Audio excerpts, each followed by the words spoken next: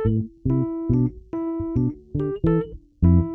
right, what's up everybody? I am Adam Sierpinski, and in this video, we're gonna have a little fireside chat and talk through the top 10 jazz vinyl records of 2021.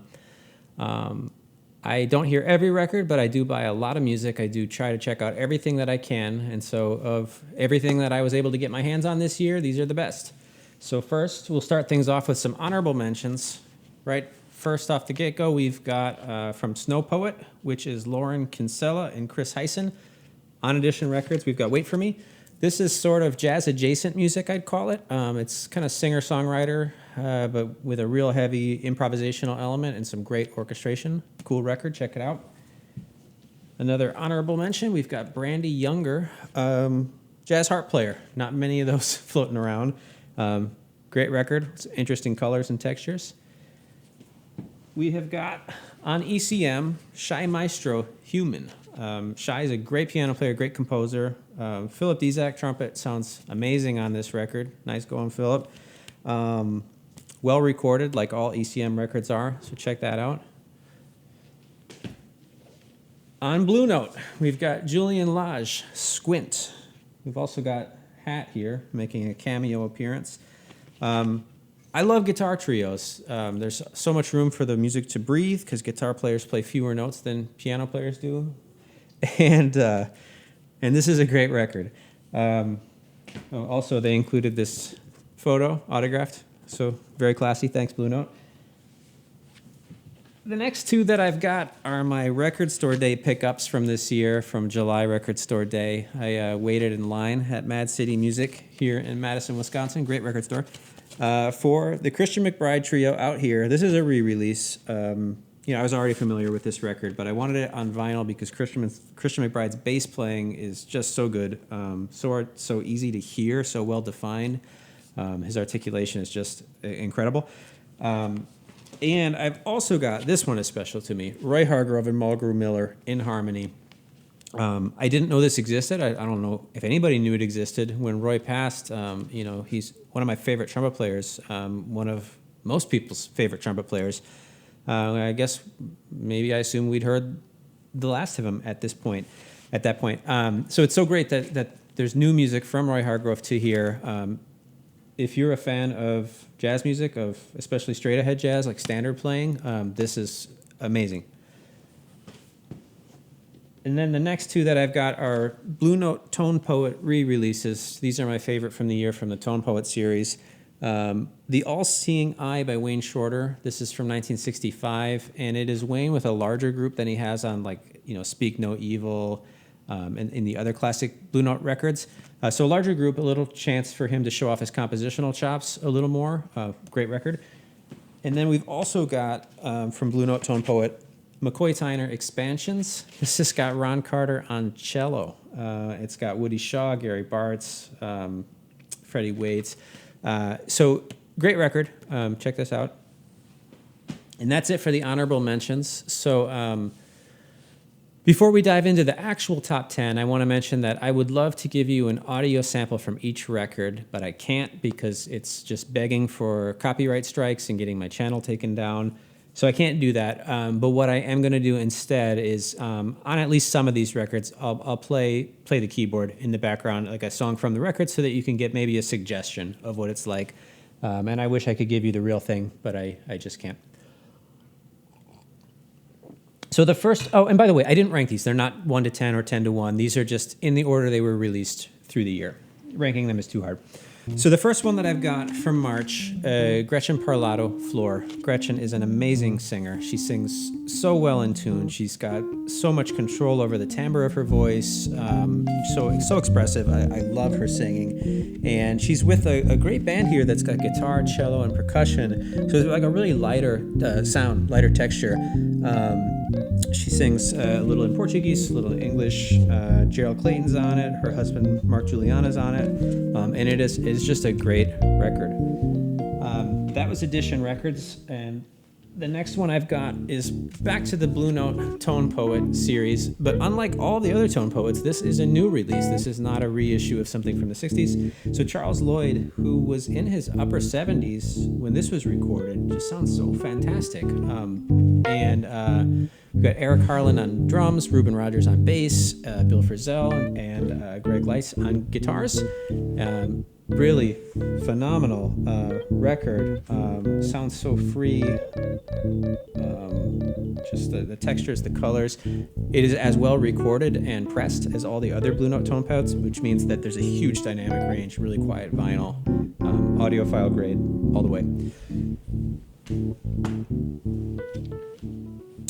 Next, from Edition Records, we got SACHAL, VASANDANI, and Romain Collin, and this is, what is it called? Midnight Shelter. I ought to know the name of it because I've listened to it 100 times.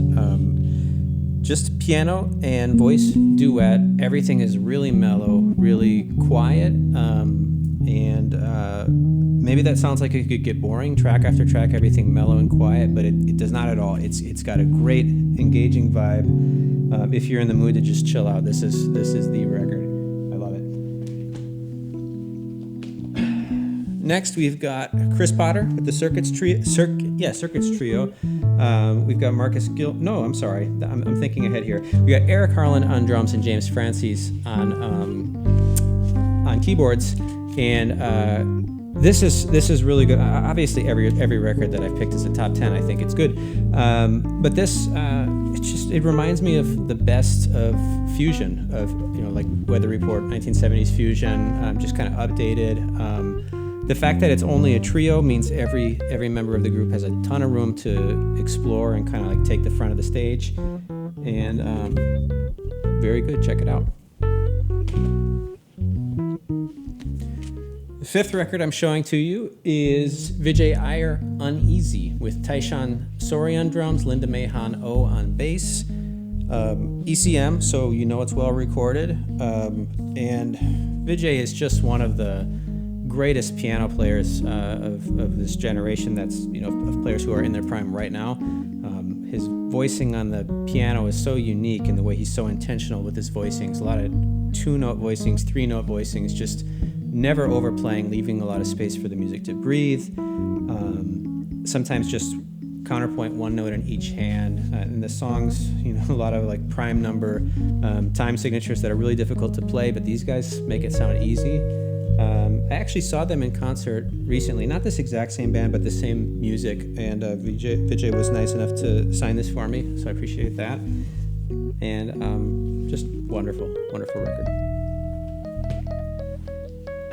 Next, we've got something that I think is lesser known. I have not seen this on anybody else's top 21 records, but this is Slowly Rolling Camera, and if I understand correctly, Dave Stapleton, the keyboard player in this band, is also like the owner or operator of Edition Records, so not too hard to get himself signed to the label, but it is hard to release a fantastic record like this. It kind of reminds me of like what I'm striving for in my music. I have the Rhodes, but I don't have the synths that he's got. He's got a Prophet and a Moog synth on this. I want to pick those up next. And the tunes are just really incredible, with like a wide range of colors drawn from all these synths. Great melodies, like killing playing. Classy that the whole band autographed this. That's just the way it came from the label. And Slowly Rolling Camera. Check it out if you haven't heard them. Next, I've got my favorite alto saxophone player going on 20 plus years now, Kenny Garrett. He was my favorite sax player in the 90s. I transcribed a million of his solos, and he still sounds great today. This is a great record. Really, really engaging tunes on it. Another one that came autographed from the record label. It's cool that they're doing that a lot these days. And check out Kenny Garrett. I've got just a few more, and I think I misspoke earlier and said Marcus Gilmore. It's because I was thinking about this record that also has James Francis on keyboards, but it's got Pat Metheny on guitar, Marcus Gilmore on drums. This is Side Eye. It's on Modern Recordings. I'm not actually familiar with that label, but I'm certainly familiar with Pat. On this record, they play some of the classic tunes from Bright Size Life, which was Pat's first album, and some new music too that I hadn't heard before this, and it's just so good, so good. Pat's playing is as good as ever, and I'm a huge fan of Marcus Gilmore and James. So Side Eye NYC. It says volume 1.4, which I guess means it was like the fourth iteration of this band before they finally got around to recording it. So maybe we'll see more from these guys. I don't know. This one I love. Nate Smith, Kinfolk 2, See the Birds, Edition Records. This was my most listened to album on Spotify this year, partly because it took me so long to get the vinyl. This was released last week of September digitally, but the vinyl didn't reach my doorstep until this month in December. So that's partly why I listen to it so much on Spotify, but also because it's amazing. Nate Smith is perhaps my favorite drummer, probably my favorite drummer. I remember I voted for him in the Downbeat poll this year, and I was so upset that I had to write in his name. They had like 20 drummers on the ballot, but not Nate Smith. So shame on you, Downbeat. But this record is definitely in the top 10 for the year. I just moved back to my hometown, Madison, Wisconsin this year, and I was so excited to see Nate headlining the Jazz Festival like a month after I got back to town. It was so fun to see this band live. Jaleel Shaw killing it on alto, Fema Efron on bass, one of the best supportive bass guitar players in jazz these days. One of my favorite bands. And last but not least, the most recent record, just kind of squeezing in before the end of the year. This was released at the last week of November, kind of like a Black Friday release. This is Christian McBride with Inside Straight, that band of his that's been playing the Vanguard every year since, I don't know, a long time. This was actually recorded in 2014, so I guess this is something the labels have to do in the pandemic, is re-release some stuff from their, not re-release, but release some stuff that they've been keeping in their vaults, saving for a rainy day, and this is that rainy day. So even though the music is 7 years old, it sounds perfectly fresh, especially because we do not have a lot of like straight ahead 4/4 swing, deep pocket music that you can tap your toes to. That's kind of out of favor these days, but Christian McBride is still doing it as good as ever. This music is still highly relevant, and it feels good to listen to it. So if you're a fan of straight ahead jazz, I think this is my only one in my top 10 that is for you. So check it out, Christian McBride, Inside Straight. So that's it. If I missed your favorite record of the year, please let me know what it is in the comments and I will check it out. You don't have to smash the like button, but if you could just kind of gently give it a little tap, that would help me out. And I think that's it. So thank you for watching. Happy New Year.